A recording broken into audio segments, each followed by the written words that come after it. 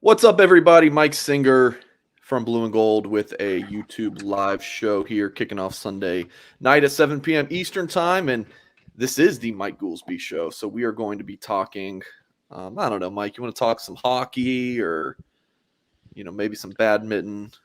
Yeah, I was interested. We could get into the weather. Yeah.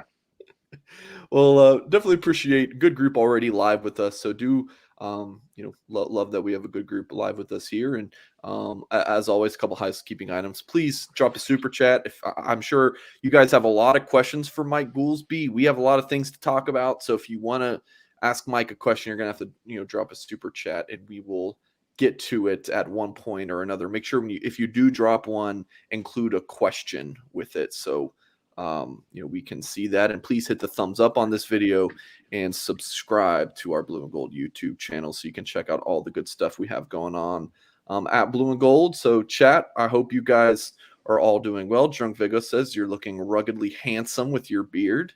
I have to agree. You're joining the Mike Singer goatee, gang. I guess I don't get this like you do, but Well, how old are you? 29. Just turned 29. It'll come. Just Hey, happy birthday to you too. That was a real Yeah. shit birthday you had yesterday, huh? Yeah, Michael. I had my 40th birthday. In terms of the beard, we've been out camping for 2 weeks, out in Montana, etc. So I just been rocking the beard, trying to fit in out there. But yeah, dude, drove back from Billings, Montana. Actually stayed with an ex-teammate of mine, Pat Ryan. Played linebacker with me way back when. Stayed at his house, whatever it was, Thursday. Flew back 12 hours straight Friday to get settled in for the big game. Big birthday, and it was just less than ideal, man. Less than ideal. So it was definitely a bummer. Is there a loss in your career that felt a lot like this one? They all suck. Yeah, I mean, all losses suck, but it's like, selfishly, Mike, like, as long as this sounds awful, but like, as long as I played well, it was a little bit more like I could stomach a loss if I knew I did my part. And a loss like this, Mike, nobody did their part. So it's brutal in that way. And then you got beat up, you got out physicaled in your own backyard, your head coach's debut. The head coach that these jerk-offs picked, right? I mean, they handpicked this coach, the team, his guys. You elevate Coach Freeman, and you lay an egg on his home debut, and that was just adds to another layer of just how brutal this really was. I can't hear you, Mike. Yeah, Mike is not holding back already. So, Mike, what really pisses you off the most? What really is just getting your goat right now? Well, I want to get to the offense last, and I watched a couple other Notre Dame podcasts and last night, and it was just that's how I spent my birthday, right? Watching it. Just nobody seems to have an answer in terms of Notre Dame specific football coverage media as to what is going on, what happened. And I've got a unique perspective as an ex-player, an ex-captain that really kind of relished that leadership role, and it was really important to me. So that was like, I kind of want to take that on. I want to talk about that. I want to talk about the defense, and I want to talk about the offense last, if that's all right with my co-host, good buddy Mike Singer. So let's do it. So it's like, we've been like, this game in particular, we were soft. And, as a man, as a football athlete, like, being called soft is probably like the worst thing somebody could refer to you as. And with them picking the head coach, I feel like, and we talk about kind of the culture that Brian Kelly created. And I saw an interview with Bo Bauer, speaking of jerk-offs, also a captain, worried me. I texted Tim Hyde this. Coach Freeman is kind enough and had enough forethought to invite all the ex-players back, open door policy for the spring game. We had a nice dinner, really, really nice setup. A lot of effort went into this. Bo Bauer was the only kid on the entire team, Mike, that showed up wearing sneakers, and like, cool, dude, but you're like, man, it goes back to like Drew Pine with his belly button hanging out in the spring game. I'm not a fan of, as a leader, people calling attention to themselves. I'm going to assume that Bo Bauer owns a pair of dress shoes, right? I'm going to assume it. So he's the only kid in there wearing Jordans.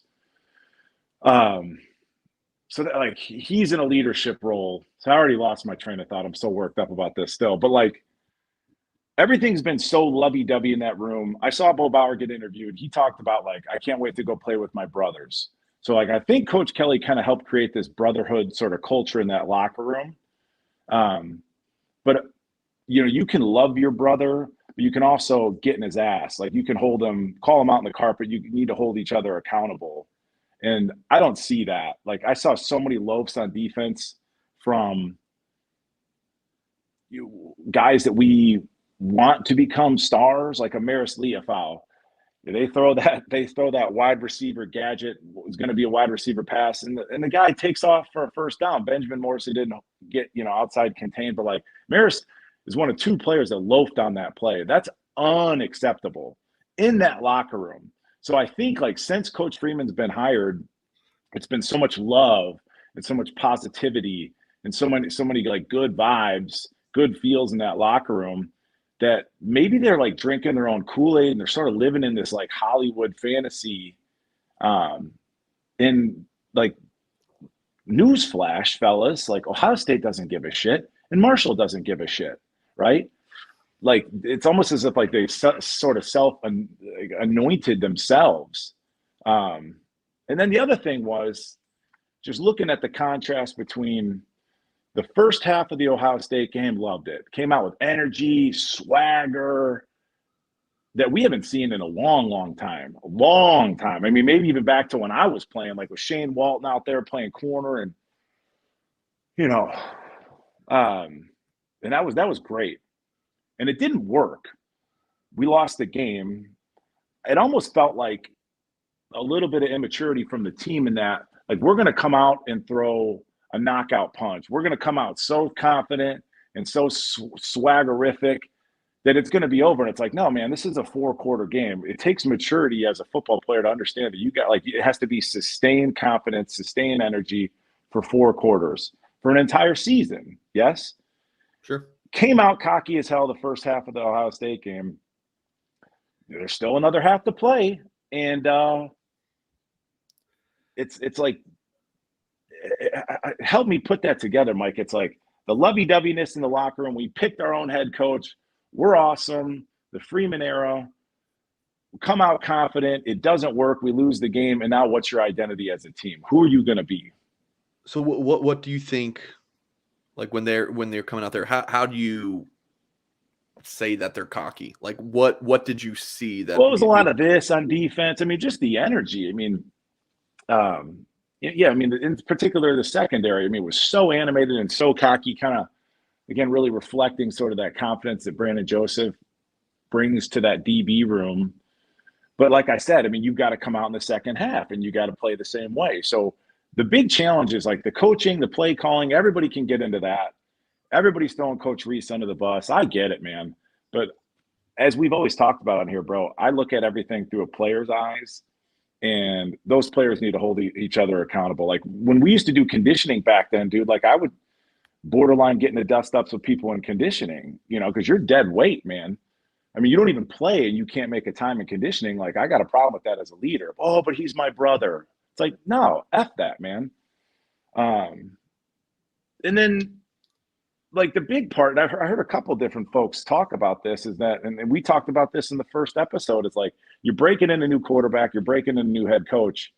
The team's got to prop those guys up, right? So, like, the offensive line played poorly again, and the defense played very poorly, very poorly. And it's easy to point the arrow at Tyler Buckner. It's easy to point the arrow at Coach Reese. I don't see too many darts being thrown Freeman's way quite yet, but those kids got to look at themselves in the mirror and figure out what type of brand of football are we going to play. So throw out all the lovey-dovey Hollywood tale. I've seen enough of the video, with Coach Freeman walking in the locker room, Coach Bayless announcement, like, that shit's done with, dude. Like, we're in the season and you got punched in the face twice now. and I haven't seen us fight back. And that's super concerning. All off season, I was like, man, Freeman's doing everything right, but you don't know like what the product is going to look like on the field. There's so many question marks, but it was just there was such a swag factor, a cool factor about Notre Dame. Yeah. But you know what's cool and not cool is winning games is cool and losing games ain't. And Notre Dame's 0-2, Freeman's 0-3. Yeah, it's a rocky. I believe in Freeman because I believe in him as a person, but the schedule doesn't get any easier from here. Notre Dame obviously lost to Ohio State, one of the tougher opponents on the schedule, but then you lose to the easiest team on your schedule. Cal next week, they're not very good offensively. They put up 30. They beat UC Davis 34-13, and then UNLV, lowly UNLV, 20-14 at home. But Just Wilcox, he's a good defensive coach, so I'm nervous. Well, blood is in the water in terms of our upcoming opponents. Blood is in the water, and my best friend growing up, he's a Notre Dame fan. He texts me during the game like, "What is it with these home games?" Part of it's the pregame mass thing, which I've talked about. Part of it's the crowd isn't as electric as like what you saw in the Horseshoe, obviously, for a night game. Night and day games make all the difference in the world as in terms of a game day environment as a player. But the other part is, man, all these teams that come into Notre Dame, this is their goddamn Super Bowl, right? And you got to match that intensity. You just do. I mean, even if you got to meet them halfway and then let your talent make up the rest of the gap, right? But there's just no excuse, like specifically for defense. Like when you talk about the culture of the program, I know for a fact that they had a very physical training camp. Very, very physical training camp. Coach Freeman kept using the term bloodbath. He wanted to make that game against the Buckeyes a bloodbath, a slugfest, right? We're going to out-tough them, right? And it didn't work. So now what is your identity? If you went through training camp, you went through all those summer workouts, embracing that identity, and it doesn't work. You put up a good fight, man, but you lost. But you still gotta carry that identity through. And you could talk about the offensive scheme, the play calling, or whatever, but that doesn't mean an offensive line forgets how to fire off the ball. So they're a little bit like lost. They're kind of floundering to that identity, to find an identity, and that's what really is concerning. And I put this loss on the offensive line, and I put it on the defense. You got Jared Patterson false starting, throwing a temper tantrum I heard after the game, and that's poor leadership. And like I said, I love to watch the linebackers, bro. And it's just like they don't get to their gap. They either catch, they kind of drift. And again, for a team that was kind of internally branding themselves as these tough guys, you did it for one half, and I haven't seen it since. So that means to me, it's like it's false bravado, and you're a fake tough guy. It's a lot like watching. Again, I live in Nebraska, folks. I watched the Huskers. The Huskers, more or less, that entire locker room is filled with fake tough guys. It's the worst. It's a horrible character trait to be a successful football team, to be a successful football athlete. Mike, you're making me nervous. I'm just saying, man. You're making me nervous a little bit. I don't want my show to get canceled. Well, look, going back to defense. Yeah. Like when we played, I mean, it was unthinkable to not run to the ball. It was unthinkable, and your teammates and your coaches, I mean, they would hold you. Greg Madison, God love him. I saw him over the spring. He recruited me to Notre Dame, went on, coached for 30, 40 years, retired at 70 years old. Hell of a ball coach. I mean, he freaking embarrass you if you got caught loafing on the field. And like me personally as a linebacker, fact check me, dude. Like every time the play ended on the screen, I wanted to be in the screen. I don't care if it was 50 yards downfield. I was there just out of pride, So that's something that's like, it's unacceptable as a defense to not rally to the ball. And that's why we haven't had a tip pass. That's why we haven't had a forced fumble. That's why we haven't had an interception. No It's stuff like that. No turnovers defensively, and Notre Dame has 31 points this season, which USC put up more than in the first half against Stanford. So a couple super chats, Mike. Peter says Reese doesn't have a coherent offensive system. I know you said you wanted to kind of focus on the defense first. Are you ready? We can jump into it. Yeah. Let's go all over the place, dude. Sorry, Mike. Mike, you're talking about. Sorry, I just see a handsome face. I think it's Tim, but no, it was you, Mike. He is a good-looking guy. The offense right now is run Tyler Buckner and throw to Michael Mayer. And then, the one time, Notre Dame's dropping back, or I would throw in Lorenzo Styles too. And you have Mayer wide open. And of course, Buckner throws the pick six, but man, I watched that back of Mayer. They kind of stacked Mayer and somebody else, and the other receiver ran right upfield. Mayer ran the out wide open. But this is the Mike Goolsby Show, not the Mike Singer Show. No, and I agree. The kid missed a read, but I have a bizarre amount of empathy for Tyler Buckner just because he's such a young kid, and I have such high hopes for him. And I talked about that. I mean, going back to the offense, right? So this is my notes. I'm up at 2:30 in the morning, dude, rewatching the game. So here's my notes. We know we need to run the ball. You have to. You have an inexperienced quarterback that you don't necessarily know what you have with him. I can see the ability, but he lacks experience.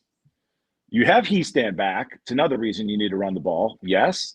Mm-hmm. You have no wide receivers. Jalen Thomas can't get any separation.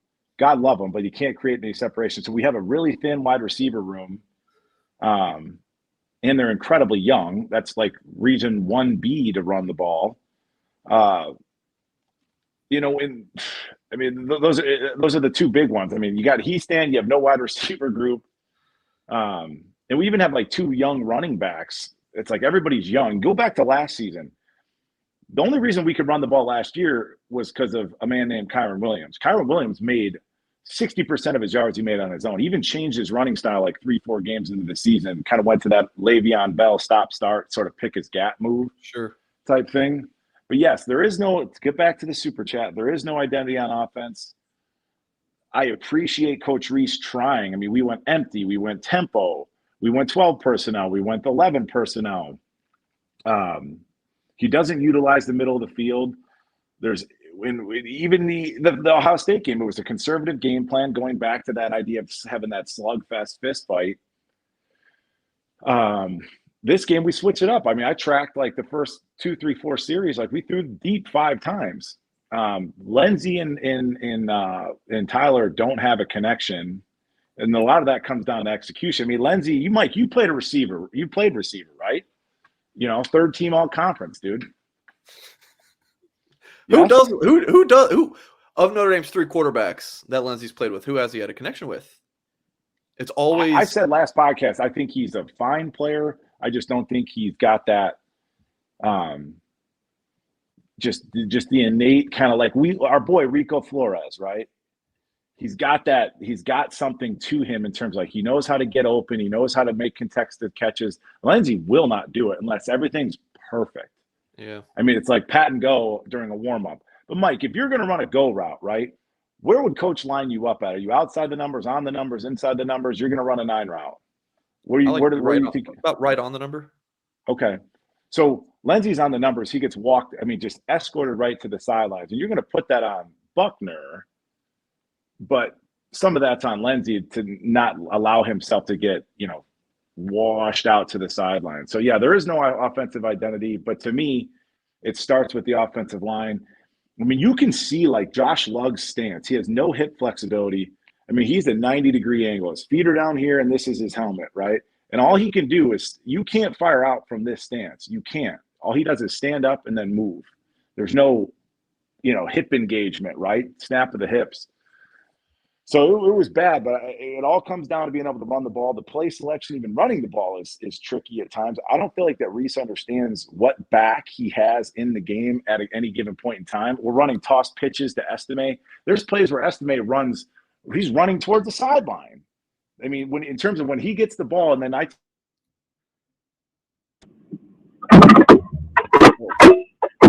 we just lost your audio, man. Mike, can you hear me? We just lost your audio, Mike. Oh, I think I can hear you now, Mike. Give me a check. Can you hear me all right? I can hear you now. I don't know what happened, but I lost you for a second. It sounded weird. Sorry, buddy. No. Sorry, audience. But yeah, so yeah, the play call. I don't know what to do other than to go back to trying to pound the rock. A little bit of play action. It's not in a way, man. In a sick way, I was glad that Pine threw that pick to a defensive end.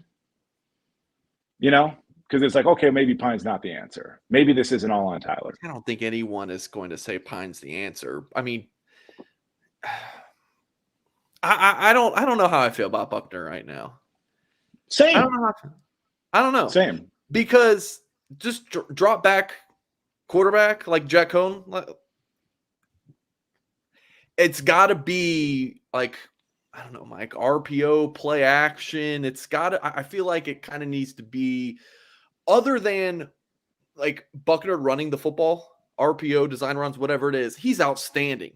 Like, he's the best running back on the team, right? And a lot of times he's going to be the best running back on the field. But as far as him throwing the ball, I'm interested to see what you think. Does it need to be less of him just dropping back, or does it need to be a lot simpler reads for him? I don't know, Mike. What do you think? Because, I mean, that throw to Lindsey, it was a little too far out. You can put a little blame on both of them, but it was a hell of a throw. It was a hell of a bomb. Yeah, you're talking about the play before half? Yes. Yeah. Tyler steps up in the pocket. And yeah, I would say it's a 50-50 equation, Mike. I mean, if you were, again, as a third team all conference class, F football in Florida, wherever you played, if that ball hits you in the hands, I'm pissed. At who? Got it. At yourself. Oh yeah, should have caught it. There you have it. It. You hit him in the hands. Yes, it could have been more perfect. It could have been. My quarterback would be pissed at me too, but he knows. Well, and that's the other thing. Like, poor Tyler. I mean, Tyler is the offense, but yes, I think it should be a simplified read, and then just pull it down and go. And then even on that RPO game, right, where he rides the running back, he tends to like swing it. Where's my hands on the screen? He tends to swing it way wide, right? And he's running horizontally as opposed to putting his foot in the ground and straightening it up. I mean, it makes it more difficult. It takes the safety's angle. It takes the linebacker's angle away if you straighten him up. You give him a three-way go. But yeah, Tyler's stressed, dude. He is stressed. Like, I turned that game off. I was watching the Georgia Southern Nebraska game. Like, how the hell does Georgia Southern's quarterback just like sling it? Like, why is it like every other game you watch, it's like, oh, this is what an offense looks like. It's so strange, man. But I think it's pound the ball, simplify the read, 1-2, turn, pull it down and go, Tyler. Make something happen. One more quick thing, we got to get a couple super chats. I think, like, when we were texting yesterday, this infamous group chat, me, you, and Tim, it's definitely legendary. I was not pleased about Buckner's performance, but as I kind of reflect and think back on it, this sophomore, second start, the offense is on his shoulders. Look, does he have the arm talent? Is his throwing motion a little funky? Yes, but his arm talent I'm actually feeling better about after seeing these first two games than I was coming into the season. Mm-hmm. So him being able to make those decisions, that will improve in time. But he's asked to be, me and Tim Hyde love talking about this truck or trailer. He's asked to be a truck right now to carry this offense, and he can when it's on the ground. And he ran the ball pretty well. I'll pull up these stats again real quick for YouTube folks. 44 net rushing yards, but when you take out the sacks, 13, or so it would be less than 13 attempts. It would be like 9. I think he got sacked 3 or 4 times or something. It'd be like 9 attempts for 52 yards and 2 touchdowns or whatever it would be. He runs the ball really well, but playing against Justin Wilcox defense, it's like, what are they going to do, Mike? They're going to, I would assume, stack the box, spy Buckner, and like bracket Mayer. Put your best corner on Styles. That's just one media guy's opinion. No, you can go back and watch the film. I mean, there was I think his first deep attempt, Joe Alt got beat inside, and then he has a guy in his face letting the shut ball your go. mouth. No one, Joe Alt didn't do anything wrong. You shut your mouth, Goolsby. He absolutely did. I mean, so that's why we love football. One of the reasons I love football, it's such a team game. So it's like, okay, granted, he shouldn't have thrown the first pick six to Jaden Thomas, but like Jaden Thomas didn't give me any effort. He looked like Deion Colsey. I mean, and when Deion Colsey comes back, I mean, he's not the answer either because he plays at half speed. You know, he doesn't know how to compete. So it's like it goes back to like what I said last week, and I'll say again, you have a young kid at quarterback that has a lot of physical God-given ability, and we have to like help him, right? You have to help him. You have to be able to pick up a simple line stunt on the offensive line. It's stuff like that. I mean, again, Mayer to me, and I've been saying it since last year. I mean, Mayer is an angel. I mean, Mayer is such a godsend. What a stud. He's the only guy that throughout his career is dependable and will go up and again, like I try, like step outside of himself and go make a play. I just don't see enough kids willing to do that. And I'm starting to categorically put Lorenzo Styles in there too. And then Logan Diggs, you're done, dude.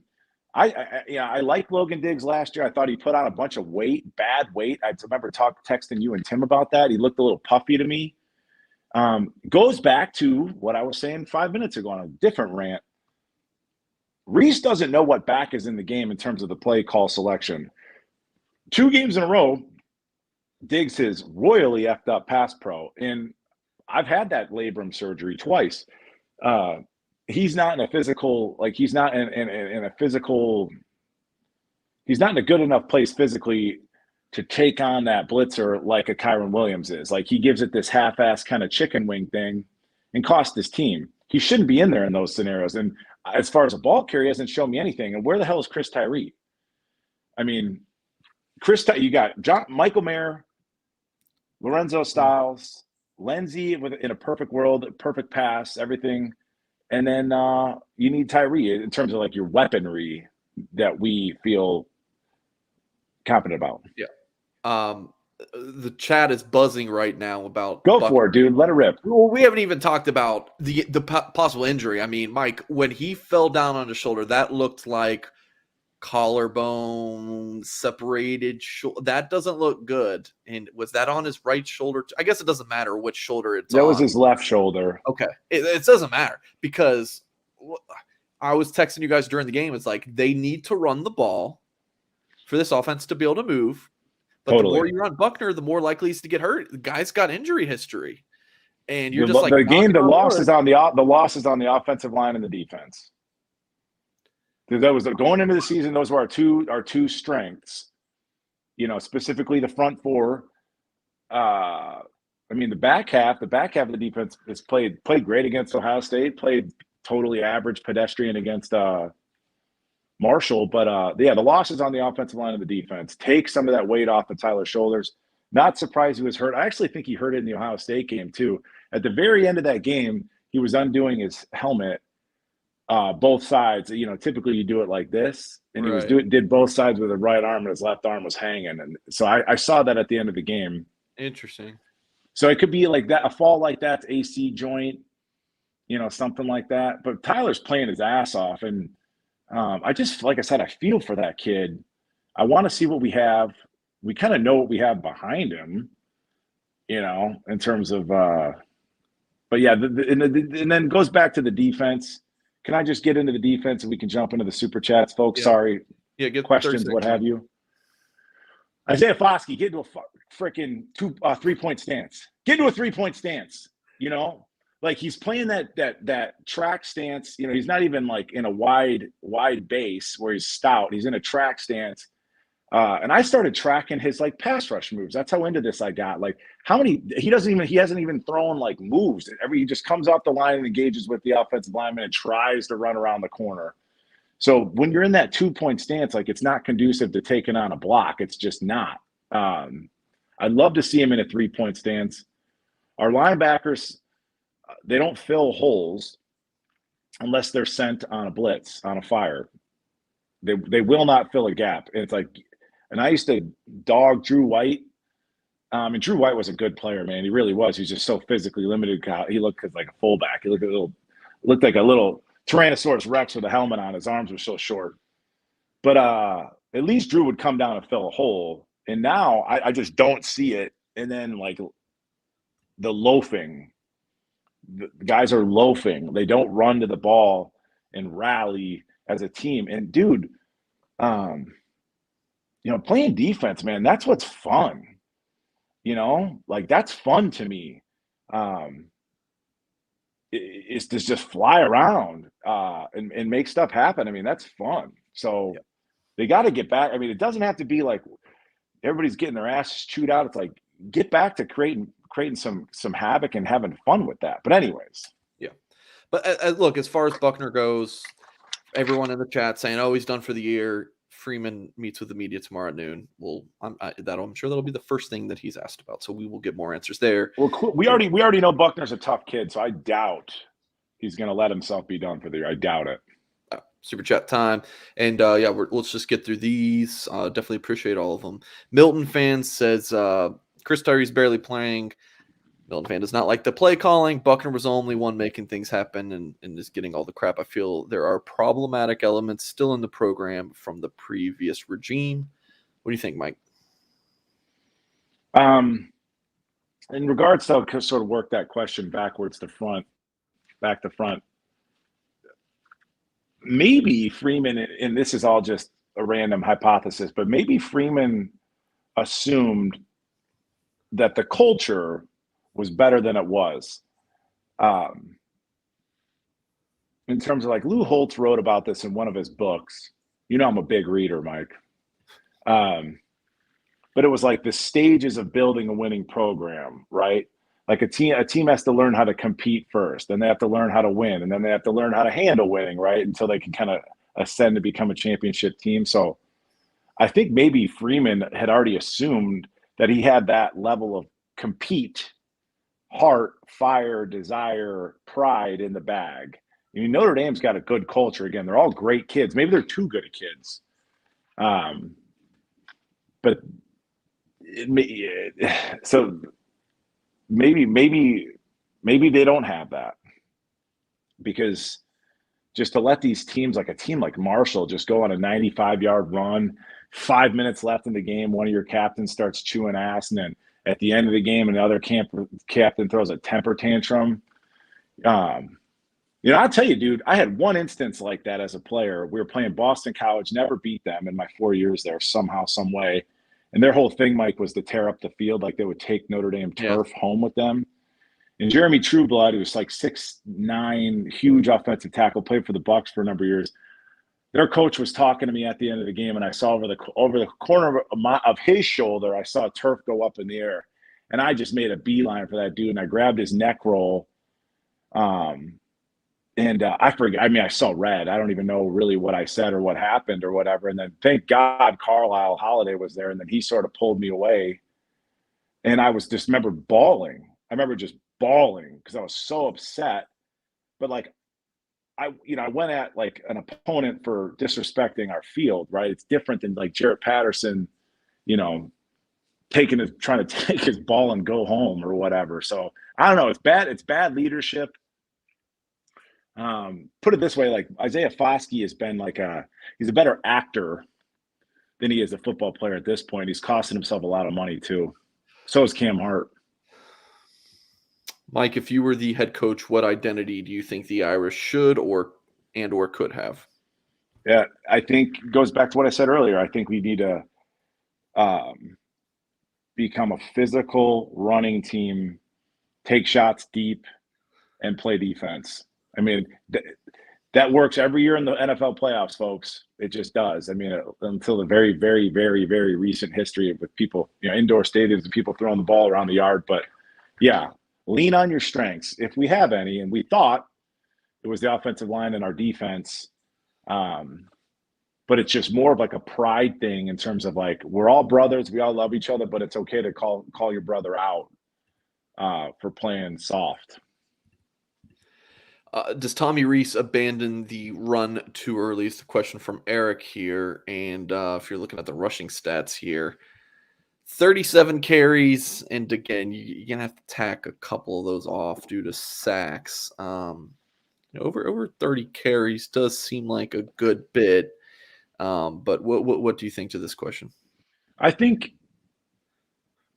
like Reese goes into series and he's like, okay, this series is going to be the empty series. This series is going to be the 12 personnel series, et cetera, et cetera. He seems to do well, okay-ish, like the first couple series of a game because it seems like it's somewhat on script for him. But if you make him sort of go off script, he doesn't do well. So I think, yeah, I would tend to agree with that, but I think he needs to give Tyree the ball just because he's different in terms of like his overall burst and ability. Remember, that's someone you're very excited about. And I thought he's looked good when he's gotten a chance. I mean, I think we gave it to him on a fourth down. We gave it to like a scat back on fourth and short, and he picked it up. 3 rushes for 17 yards, 3 rushing attempts, and then was targeted twice and caught both of them for 14 yards. That's crazy. Man. 5 touches offensively for. That's good production. Yeah, like I said, Logan. And then the other thing is too, all of this rotation, like, why does it matter who's the starter? How can you have a leader on your team if everybody's rotating so much? There has to be some sort of a stalwart. So it's like we're playing 3 running backs. Diggs, you haven't, as far as 2 games in, Diggs, you haven't earned a snap. You haven't. And then on the defensive side of the ball, like you rotate everybody. So like who's the guy who's going to be the leader if you're always interchanging parts? So it's to the point now where it's like, okay, you got 2 games worth of film and stick with the guys that have been productive. So based off of that stat line with limited duty, Tyree's been very productive. All right. Scott Frost for offensive coordinator, says Jim Linton. What do you think, Mike? That's a hard no for me there, bud. Sounds easy enough. Void Walker 2006 says, love your show, love Notre Dame since 91. 2 drop passes down the seams on the receivers. That's the difference between winning and losing 2 touchdowns. I don't know if the Lindsey one, if he dove for it, he wasn't going to be able to stay up, but what's the other drop pass what's the other one, Mike? Do you remember I'm not sure off the top of my head. He caught me off guard with that. But what he's saying is it comes down to execution. Yeah.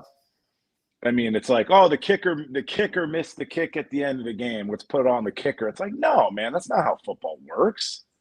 It's just not. Yeah. You know? All right. Couple more super chats. Paul, if you have a question, please drop it in the comments. Definitely appreciate that. Milton fan really wants to go back here to super chat earlier. I guess we just talked about Chris Tyree. Obviously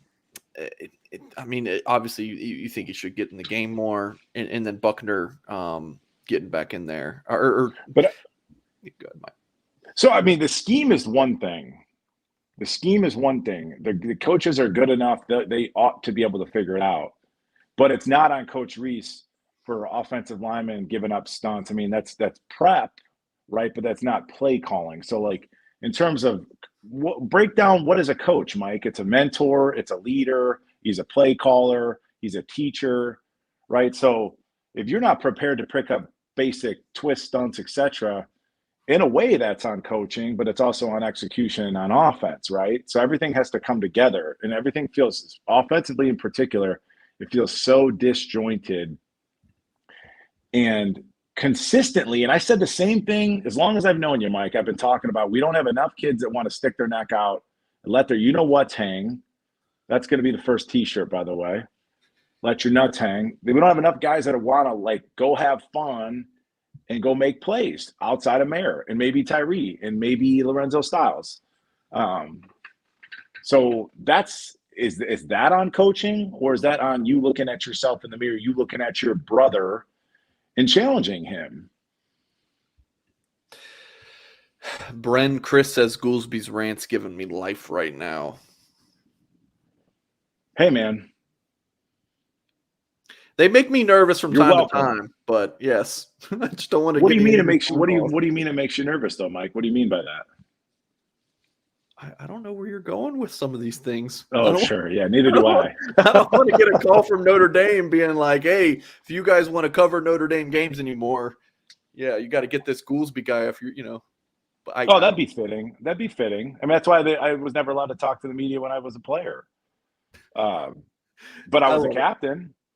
So my teammates love me, but I'm with you, Mike. But like I said, it just comes down to like you go watch that film, Maris. Like Maris, you watch yourself, rally to the ball or try to rally to that ball on that wide receiver screen, and I mean that should keep you up at night. I mean, you should be embarrassed of yourself because you're better than that. So it's everybody holding themselves to a higher standard. And I just, like I said, I think it's been this whole offseason. I just think it's been la la land. We picked our coach. We're Notre Dame. We're so good. We're a brotherhood, energy, positivity, whatever. And it's just like, oh, you got punched in the face. You came out on fire first half of Ohio State. You gotta come back. All right. Hey, I'm a Dolphins fan, by the way. Good win for the freaking Dolphins. I think that's like Tua's undefeated against the Patriots. This is a great day after. Yesterday was awful, but it's been good today. Nice, man. Yeah. Hey, folks, go to blueandgold.com, by the way. Got a story up on Jeremiah Love, the 4-star running back who's on campus. I think the Irish are still in good shape there. He looks down to Notre Dame and A&M, and both of those teams had embarrassing losses, I think, to both Sunbelt schools. So, I don't know. Irish still looking good there. Check out the coverage. Milton fan says, who did Chris Tyree piss off? And Marcus Freeman is right guy. I'm guessing for job. I guess that's what he's meaning. Marcus Freeman is the right guy to do the job, or he's saying that MFer is the right guy to do the job. Either way, I agree with you on Freeman. But yeah, this is going to be a big challenge for him because it's like, yeah, I think he's been loving the team up, a lot of love, right? And you can't be too much of a player's coach. You can't be one of the boys because, and I've watched it happen with various position coaches and stuff through my playing career. Like if a position coach becomes one of the boys in that room, you lose a certain level of respect. I do think the players respect Coach Freeman immensely. Clearly they do, but he's going to have to rule with a little bit more of an iron fist and switch gears. And if that's the gear that the lever he's going to pull, he has to stay consistent with it because that's all we want from our coaches is consistency. And I feel like it's been a lot of love. But sometimes, I mean, football's football, dude. And, I mean, like you see Coach Saban. I mean, Coach Saban's never in a good mood. Rarely ever. Bill Belichick's rarely in a good mood. I mean, they hold their team to a high standard. And I think a lot of it though starts in with the players in terms of creating their own kind of culture of playing hard and whatever you thought. If you guys thought you were tough, you ain't. Looking for a Chris Totten. If you have never mind, just saw it. Dropped a super chat and I got his question. I'm getting hate in the comments. Everyone just wants Goolsby unfiltered. Hey, I'm giving it to him. Yeah, you guys calm your shit a little bit. I can't ever see these comments, Mike. You don't need to. They're fine. Yeah, I agree. All right, Paul says, if Buckner is your feature running back, the team is not going to win games because he's not built to take the beating that a real running back does. I'm not sure that's fair, Paul, but there is something to he's your quarterback, and if he hurts his shoulder, I mean, what are you going to do? Don't want your quarterback getting hurt. So that's what I said. I mean, the more you run them, no, we all agree. The more dynamic your offense is, but the more likely he is to come out of the game. So what do you do? But they did a 30 for 30 on Mike Vick, right? And Mike Vick said he talked about did you see that, Mike? Anyways, go back and watch it. It's on your DVR somewhere. But he talked about he played so fast that he could never slide. He was going so fast he couldn't get down to slide, right? There's an element to that with Tyler in that he's stressed out and there's a lot of anxiety. I mean, you see him in the huddle, like trying to play the call, relay the play calls, et cetera. Like he's stressed out. Like take a half a Xanax before the game, then go play. So some of this stuff he's playing so fast that he's not able to like protect himself, for one thing, because I agree with the question there. But then secondly, there's two types of or variations of a quarterback run. There's something he creates spontaneously in terms of like 1-2, pull it down and make something happen, and then teach your receivers how to run a scramble drill. And then there's the design quarterback runs. And the design quarterback run can't really be like one of the 3 or 4 pillars of your offense. It just can't be, because like I said last week, guys like me are going to fit it as if you were a 230-pound running back, right? It's a lot tougher play for a defense to make if he's just freewheeling out there. Yeah. Got a couple more super chats. Susan saying Freeman too soft, ? Hard to fathom with his background as player and coach, but yeah, culture wake-up call needed. I don't know if anyone's calling Freeman soft. I think maybe I didn't call Freeman soft, Susan, just to be clear, but thank you for the super chat. I'm saying maybe Freeman's approach with the team, and he's never really been in this role, right?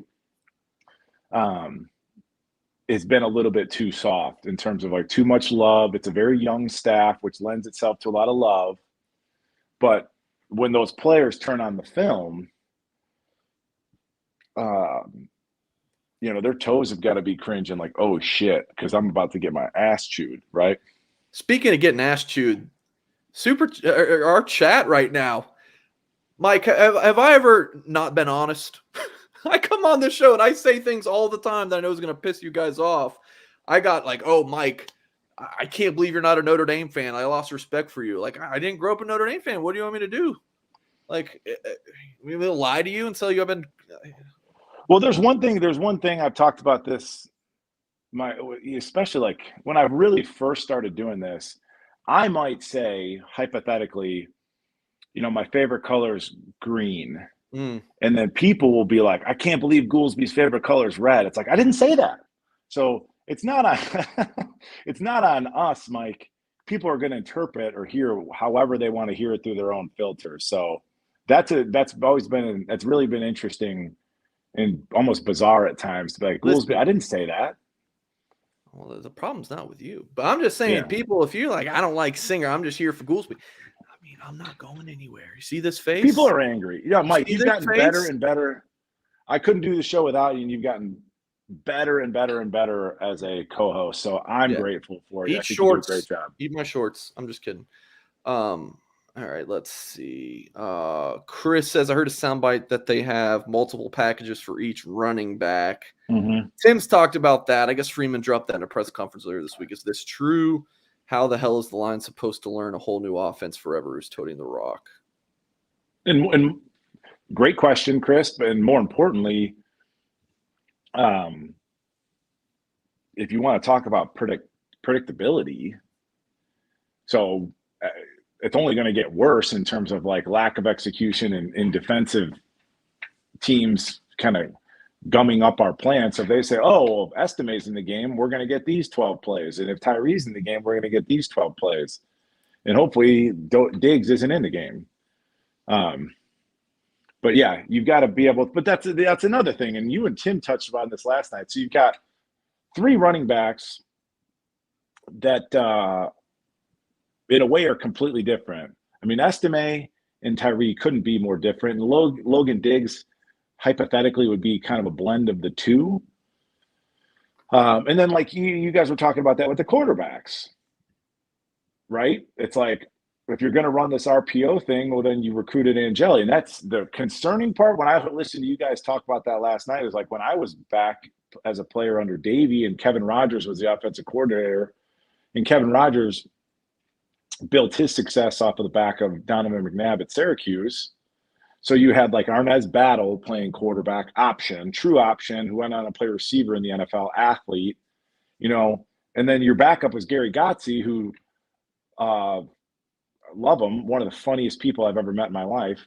But like Gary's like 6'8", 250 and might not have a quick twitch muscle fiber in his body. So like, why is he your backup in an option offense? So that's a little concerning too. Like when you look at the quarterback room at this point in terms of the lack of identity, if you're going to build an offense around Buckner and then Pine comes in and he's not quite the same athlete, like what are you going to do? Yeah. Gotcha, Mike.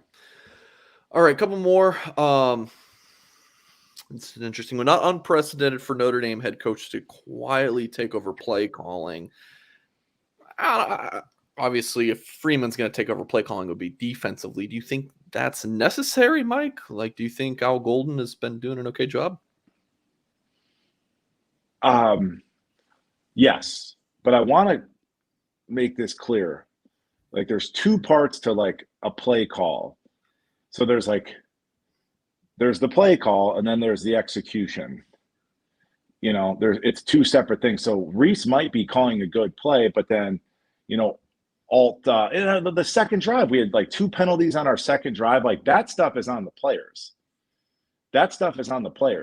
Reese doesn't call a play and be like, okay, 32 stick Y banana or whatever, right? That John Gruden play call, whatever it is.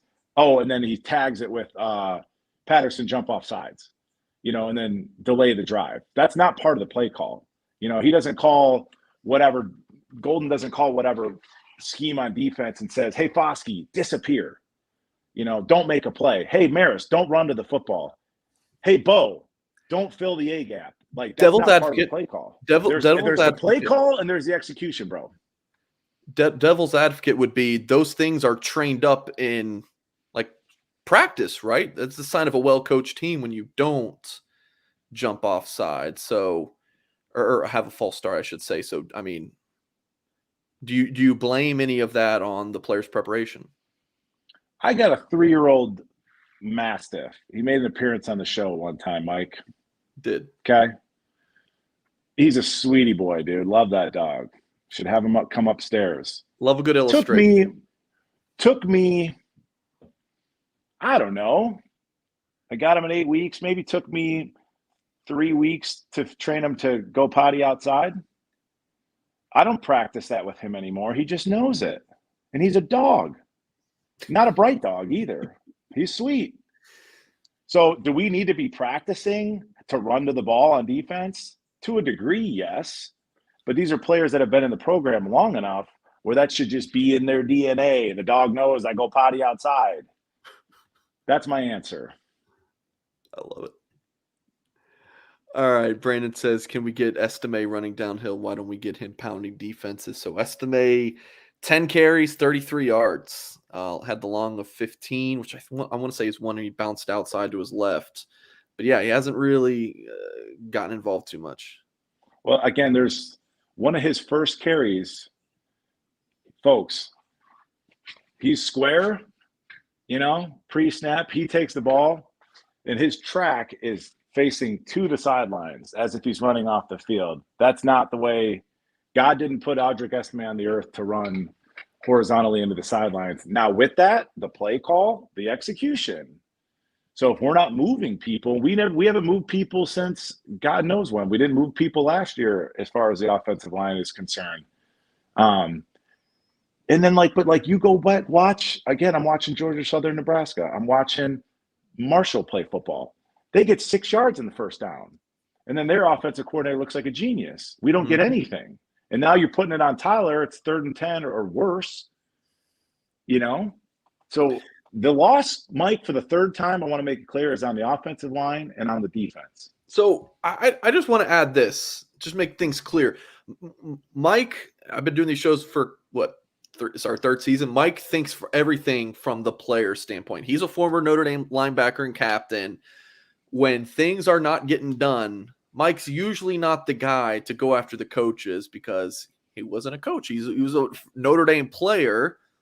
And you're like, these guys should be doing better. Like, because you're thinking of as if you were in that locker room and what Captain Mike would be doing. Am I right in that assessment? Yeah. I mean, if you miss a tackle, it's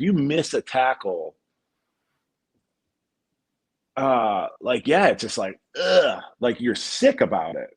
because I'm better than that. Like, I shouldn't miss that tackle, and that's nobody's fault but my own. Maybe the coach is in my ear and I'm like getting anxious. I'm worried he's going to pull me or something like that. So I'm like playing a little bit tight. That's coaching to a degree. But when it's like one-on-one and I screw up or I jump off sides or I have a penalty or whatever, yeah, that's on me as a player, man. I mean, self-accountability is a big, big, big, big, big part of my value system, as a human being. And I think that that's like, again, that's on the players. And I just, some of this brotherhood stuff and like the lovey-dovey stuff and the offseason and stuff, I think that Notre Dame thought, I don't think they think this any longer, but I think they thought that they were better than they are. That's what I think. I like this comment from Patrick. Coaches get you to the water, players got to drink. There you go. I like it. All right, we got a few super chats. They say that about horses too, right? They do. We're going to go a few more minutes, or really just as long as the super chats keep coming in. So we will drop a few. And if you want any questions answered by Mr. Goolsby, we're only taking them for super chats tonight. Robert says, player best players, Jalen Sneed, Tobias Merriweather, Chris Tyree. Where's the heart and anger and toughness? Yeah, there's a point during our message board at blueandgold.com, $1 for 1 year, by the way, where it was like, is Tyree playing? Is he hurt? Like, where the heck is Chris Tyree? Again, he only touched the ball 5 times. Mike, what are your thoughts about these three guys? And I know you feel always strongly about playing the young guys. All things being equal, you play the young guys. Coaching, not coaching, like analyzing players, it's production versus potential. So if I have 5 years of film of Bo Bauer with limited production, at this point I know whether he has potential or not. So it's like a guy like, I'm going to interchange here Collie for Sneed. Roll Collie out and roll Tobias Merriweather out there in exchange for Jaden Thomas, maybe. And just see what you've got there. Sneed, folks, and it's so funny how much his like high school career kind of mirrored Collie. So Sneed played like safety, Mike, linebacker, defensive end as a junior. And then as a senior, he sort of played this like hybrid 8 to 10 yards deep, just literally see ball, get ball. That's all he did. So it's going to take time for Sneed to understand like gap responsibility and whatever. And I've heard some things about Sneed personality-wise that he's a bit of a handful, and I love it. Like, good kid, probably got some spunk to him, and it's like those are the type of kids that we need out there. But yes, Sneed's going to take some time. Huge upside. Very excited for him. You saw Botello play last night, but give me a guy at the linebacker position that's going to run downhill. And obviously, if Tobias Merriweather is the reason that coaches sometimes don't play like young kids that are bursting with potential is they're worried, right? He's going to make me lose my job. He's going to run the wrong route. We're going to get a pick. But at this point, dude, everything that we've been playing for, like the big, big goals long-term for this season, they're out the window. So let's see what we've got. And then if somebody, if you're that veteran and you get passed up by a young kid, and you go into the tank that says everything about, that should make you play better as an older dude, because you know what it takes to be successful and you have to go back into that. I'm all for playing younger kids, especially some of these kids. Mike, I think we got one of your former teammates in here. Does Derek Curry ring a bell? DC? I love DC him. says lovey-dovey. Mike, I'm pretty sure we said love you, bro, after every game our senior year, LOL. I'm going to tell you something. So Derek is a co-captain of mine, and I've said it on the show, DC.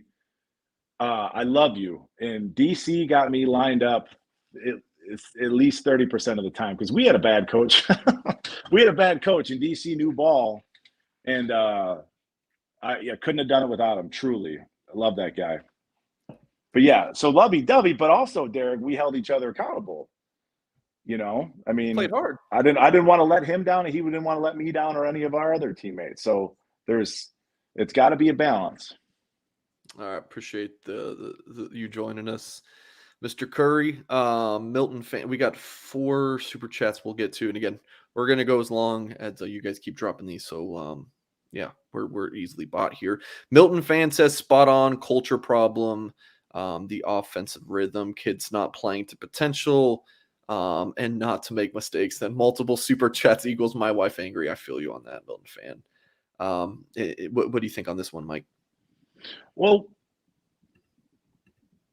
like the culture, and Mike, I've told you about this. So it's like Notre Dame football is different in that they get great kids. Academics are important, et cetera, et cetera. Kelly recruited a lot of those like Notre Dame guys, right? But you also need to have a couple wild cards thrown in the mix, like a Jordan Botello. Like you got to bring in some guys that have some shit to them and kind of let their hair hang down, right? Let their hair hang down. So that's part of the culture thing.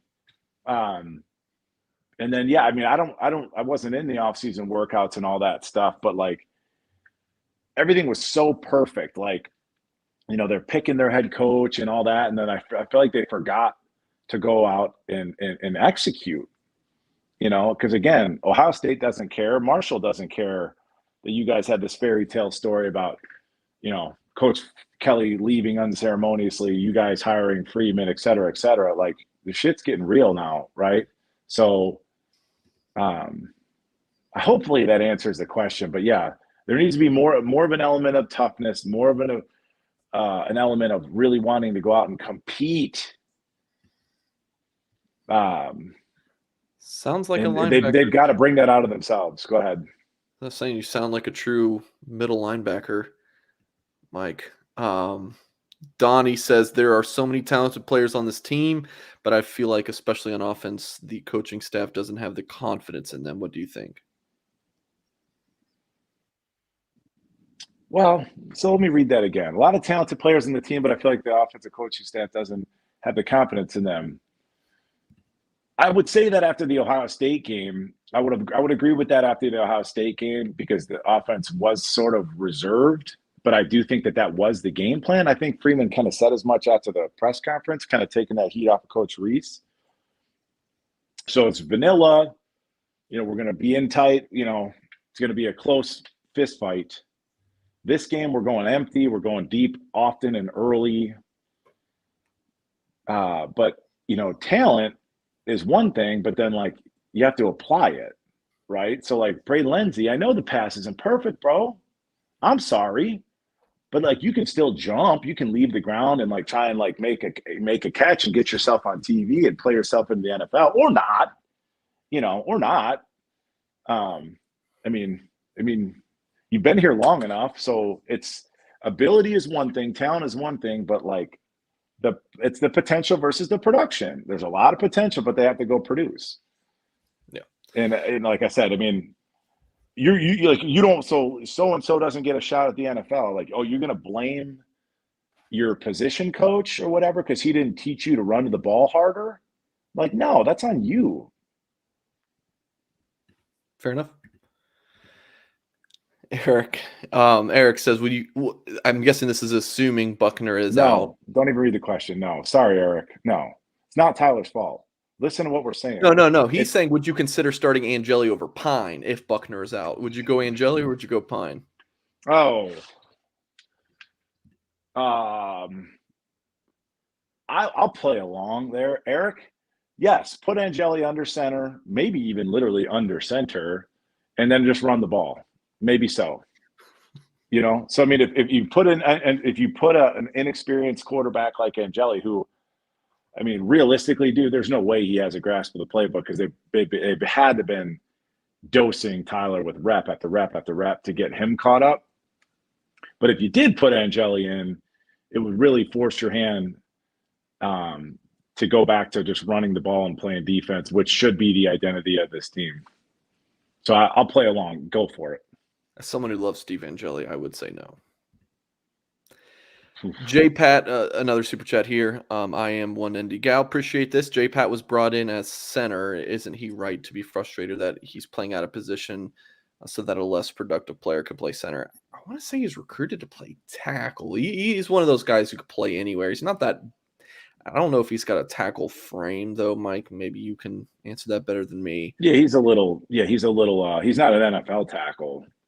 So, I mean, I think if a guy like Harry Heastan, if he is all he's, touted to be, if Heastan recommends you play guard over center, go do it. And you're just showing, I mean, a guy like Patterson's not going to be a first or second round pick anyways. As an interior player, I don't see him as a dominant, never looked at him as a dominant player. But that's the selling point to Jared is go play guard, help the team, and you're showcasing yourself at a different position to the NFL. So, I mean, if you can play 3 spots on an offensive line in the NFL, you can play for a very long time. We're caught up on chats. I'm just going to ask you one more question, Goolsby, and then if any other super chats come in, we'll go to those. Otherwise, we'll go ahead and end it. But of course, we just got one. But I'll go with my first. A lot of people in the chat. Fire Reese, fire Golden, fire whoever. Do you? And I asked Tim Hyde this question. I'll ask you as well. Like, does that change anything? Like, should Notre Dame be getting rid of any coordinators right now? Does that do you any good? Like, at what point do you go that route if you're Marcus Freeman?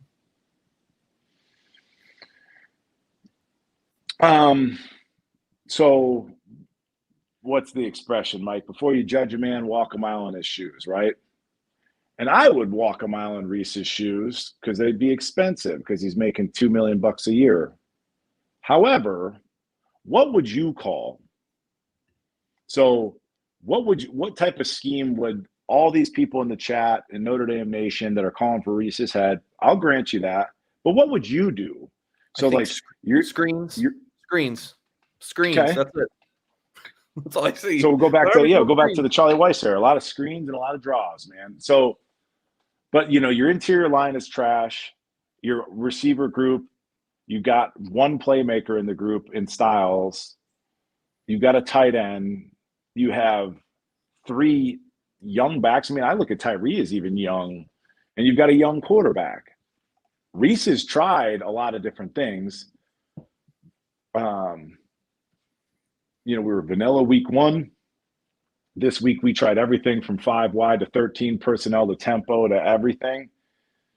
I think it's like whatever it is, we're going to dumb down the package. We're going to strip the package down, and we're going to focus on execution. I mean, I have daydreams about being a high school football coach often, Mike. And the older I get, the probably the closer I get to it. It's like, well, what would I do? What scheme? I don't think I would try and out scheme people. I think I would try and out technique people. I think I think I'd keep everything simple and I would just execute because it's high school football. Football is not that complicated. So I think that's probably the move is to stick to running the ball, do your little play action routes, use the middle of the field, stop running out routes. He'll run an out route to the wide side of the field. Like no quarterback is making that throw, save for, a very few physically. It's a 50-yard pass sideways. Like why would you even have that route combination? But I think it comes down to players looking at themselves, executing, playing fundamental football, playing physical football, and then go from there. Okay. Thoughts on the Cal game, Mike? And thank you for the super chat, everybody, and especially Jim here. They better win. I mean, when I think of the Pac-12, I think soft, right? And I can remember, I think when we were playing SC way back when I was in school, we'd be playing Southern Cal or Stanford or whatever, watching game film against Cal. And Cal is like they're not good. They're soft, right? So it's like if you were looking for let's say you're a title contender, Mike, you're rising up the ranks and you lose a match, boxing match, you're just looking for a punching bag. Like Cal should be a punching bag in terms of if what I'm sort of calling for, the physicality, bring that physical brand of football that we wanted to win with against Ohio State. A team like Cal is perfect just because they're West Coast kids. Typically speaking, I think they're kind of soft, and we should just run it down their throats, please. Notre Dame's a 12.5-point favorites against Cal. I don't know about that. That seems a lot of points. right? 12 and a half I don't know. for I a don't team that know. scored 35 points in 2 games. Well, I put a couple parlays in this week, Mike, and Notre Dame was like one of my picks to click. I was like, oh, no way. So was 20 and a half points too much when you looked at the Marshall game?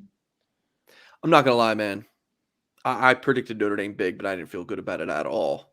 Mm-hmm. It was a hard overhead thing. My head was like, this is going to be a struggle. I texted Tim High before the game. You're going to ask him. I was like, I think Notre Dame's going to struggle in this one. I obviously didn't think it was going to be frickin' a loss. But why is that, Mike? That's what we're talking about. Why is it that, like, we know we're the better team. We know we have better athletes, higher rated recruits, on and on and on. All right, you just never really know. Hold on, Mike. People are saying it's not 12 and a half. I've got OddsShark pulled up here. It's literally saying, look at all these books. It's all 12 and a half. So I don't know where you're seeing 2.5. It's definitely 12 and a half. So sorry, continue, Mike. No, I was just going to say, I mean, what is it? I mean, and I felt that as a player sometimes. It was like we'd come out against a top 10 team in Michigan and play with our hair on fire. And then there's other games where it's like you didn't know what team was going to kind of show up. And I don't know what that is about Notre Dame. I think it's those day games at Notre Dame. It's tough to get up for. But like you were saying, like, well, I thought we were going to win big, but I wasn't really 100% confident. It's like, well, why not? Right. And we all sort of feel that same thing. And I felt it as a player in terms of, what brand of football, but we should be good enough. We're just good enough that we're going to win. It's just by how much. Right. And all right. Yeah. Yeah. One more thing, Mike. This is not a super chat. I just thought this was great. It's a great observation. Something that you were texting us about during the game was, Mike, talk about how awful the linebacker blitz, they ran directly into blocking. And I know you're not happy about the little, what do you call it, twist that they do? Just, call it whatever you want. Like, cross dog where it's like this. So I love this question from Theo here. And I was thinking about this. And this is me just trying to, again, come up with a random theory here, but like, we're going to play physical football all off season, all training camp. We're going to play physical. We're going to create a fist fight against Ohio State. And like, if I'm going to use Marist again, Marist loves to just run into stuff, right? And I think he's like, oh, I'm playing physical. Like, I'm going to blow this guard up. It's like, well, Marist, if you're 230 and that guard's 320, you're not blowing anybody up. Like, physics doesn't work like that. Your job, Marist, is to make plays, right? So it's like, I almost feel like that these kids have been conditioned to like play physical, but it's like they forget to actually finish. Does that make sense? Sure. Because like he'll come downhill a million miles an hour, hair flying everywhere, and just give himself up on plays. And it's like, it's not the kickoff team. You're not the wedge buster on the kickoff team. You're supposed to go make a tackle. So that might be coaching because they don't finish plays. And we have to blitz them so much, Mike and Theo, because instinctually they don't have a feel on how to insert on the – I mean, this stuff isn't complicated. Like if the running back's deeper than the quarterback, odds are he's going to get the ball. Oh, okay, running back's to the left, tight end to the right. They're going to run the ball right here, and they don't feel it. Like, you have to fit in there. Like they don't do it. So I don't know what that is. I mean, everybody's jerking off James Laurinaitis and all this. Like, I mean, they haven't played well. And the killer part is, hope Derek Curry's still watching. 2 of their captains are in that linebacker room. 2 of them. And DC remembers this. Like we played, again, I'm going back to being Uncle Rico, dude. Start playing glory days. But like we beat Tennessee. Derek and I ran the show, dude, the whole game. Like we're getting everybody lined up, like dialed in, like once in a lifetime thing. And we both cried in the locker room because we were exhausted, like looked at each other and cried, There he is. But DC remembers this. Like we were calling it, like, because we were like, we're gonna, like, we won that game, and then I don't know, man. Oof. Takes their cap to nothing worse than a fake tough guy. And like I said, I saw it in the Nebraska game. There's 2 minutes left, and their big defensive tackles yelling at everybody. It's like Isaiah Foskey's yelling at everybody. 5 minutes left of the game. that leadership status, whatever, that's got to be, all that hay's got to be in the barn way before that. The chat, you guys are killing me right now. I'm laughing so hard. Outside says Fire Father Jenkins and Jack Swarbrick, and Searcher Green says, who exactly would be firing Jenkins, the Pope? That's great. You guys are killing me. Oh, that was funny. Yeah, call the Vatican. We need all the help we can get. I'm crying. Void Walker 2006 says, could the stacked transfers made the difference? Do you know what this is in reference to? Well, during the broadcast they said that Marshall had brought in like 40 something transfers. Oh, okay. Okay. I think that's clearly. I mean, other than Notre Dame crap in the bed, like Marshall was pretty good, dude. That quarterback. Well, this is what we talked about, Mike. Like, again, goes back to kids that love football, kids that need, and to a degree, need football. That Mike, running back, former 5-star, goes to FSU. He's working, driving Ubers. You don't think that kid? Mm-hmm. You don't think that kid's going to take advantage of this opportunity to play on national television at Notre Dame Stadium? You know what I'm saying? He's seen what the other side looks like. He's back in the game. So that's sometimes what transfers can bring to you. I mean, look at our punter. You know, he's a Harvard grad. Our Harvard grad punter needs football, man. The poor kid. So yes, there is an element to that. And if Notre Dame would be a really interesting program to. The academic hurdle is always going to be a thing, but they've got such a nice culture where I do think you could bring in. We have seen success with transfers: Brandon Joseph, Ben Skoranek, Cade Madden, that All-American, him. You know, dude, Skoranek. This game was payback for all the grief that I've given Cade Madden. By the way, you know. You say that again, Mike? I said this game is payback for all the grief that I've given Cade Madden over the years. You know, the Marshall thing. Yeah, I wonder what he was thinking. I wonder what Cade Madden's doing right now. Oh, he's not in the NFL? Oh, yeah. You know, you're right. He's starting for the Rams. That's right. All right. Anyway, Mike, that was fun, Mike. Any closing thoughts before we sign off? I think that how about where do you see this team going from here on out? 0-2, and I can pull up the schedule these next few games. Again, Mike, ex-player, one game at a time, buddy. All right, Cal. So Cal. I think a team like Cal, we should bully them. And I hate to use the word bully. It has such a negative connotation, but we should bully Cal, like bully them. That's really what I'm looking for is to get a fresh start. You know, it's like, I'm going to use a terrible analogy. I'm not even going to use it, but yeah, they should get beat up. Should be a very physical, violent game.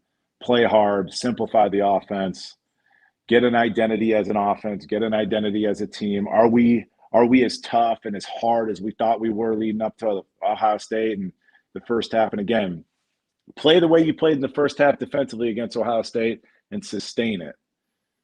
You know, be mature enough to understand that, like, you're not going to win the game with one punch.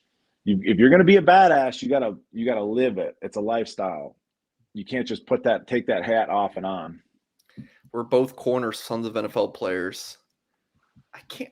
The one was a brother. One was a brother of Stephon Gilmore. Yeah, Gilmore. He was a Hall of Famer. And I think the other one was his father was an NFL player. And yeah, the commentators I thought did a good job. I don't like the nepotism with Collinsworth, but I think he does a good job. And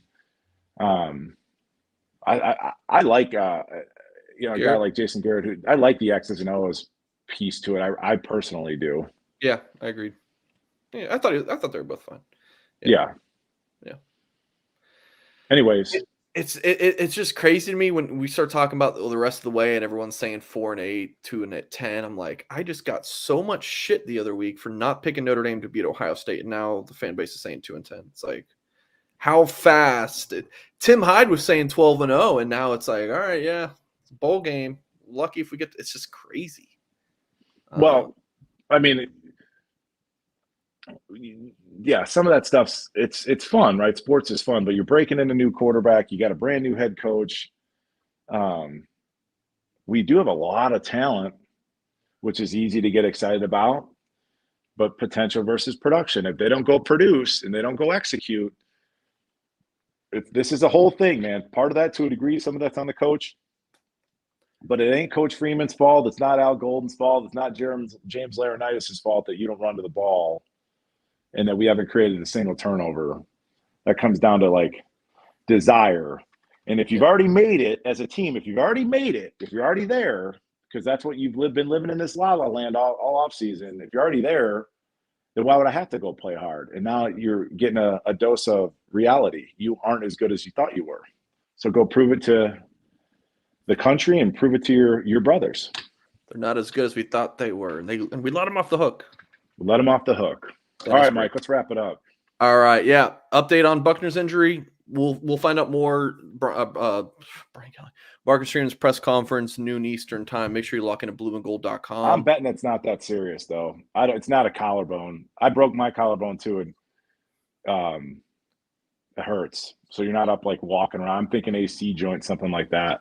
Well, we will have coverage at blueandgold.com written-wise, and we'll have video reaction from Tyler Horka, who will be covering the press conference himself. Shout out to DC, by the way. Shout out to DC.